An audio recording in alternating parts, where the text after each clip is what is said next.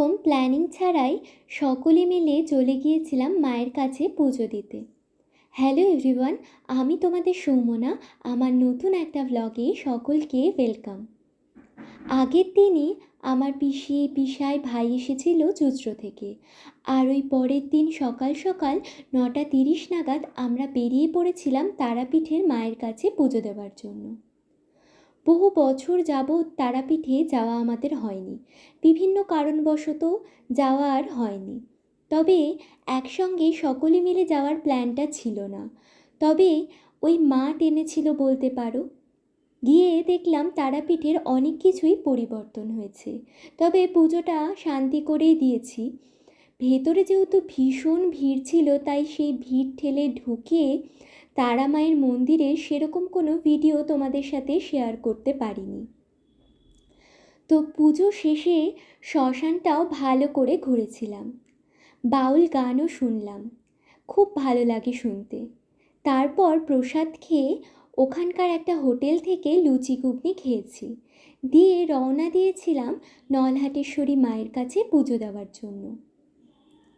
পৌঁছে অনেক দিন পর ফাঁকায় ফাঁকায় ওখানে পুজো দিয়েছি।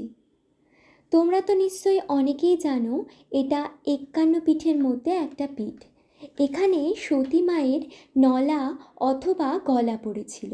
ছোট থেকেই এ কথাগুলো আমাদের জানা, তবুও এইসব স্থানে গিয়ে মনটা অনেকটা ভালো হয়ে যায়। মন্দিরের সামনে একটা চায়ের দোকান থেকে আমরা কড়া করে সকলে মিলে দুধ চা খেলাম, খুব ভালো বানিয়েছিল। ওখান থেকে বেরোনোর সময় শুরু হলো প্রচুর বৃষ্টি। সেই বৃষ্টি সামলিয়ে যাওয়ার পথে সকলে মিলে ঠিক করলাম যে পলসনটাতে তরকারুটি খাওয়া যাক। তো যেই ভাবা সেই কাজ। তো ওখানে গিয়ে আমরা পাপ্পু ধাবাতে, যে সবচেয়ে পুরনো দোকান পলসনটার, ওখানে গিয়ে তরকারুটি খেলাম। এই রিলেটেড পাপ্পু ধাবার একটা ছোট শর্ট ভিডিও আমি তোমাদের সাথে খুব তাড়াতাড়ি শেয়ার করব। টেস্ট কিন্তু সেই আগের মতোই রয়েছে, খুব ভালো লেগেছে।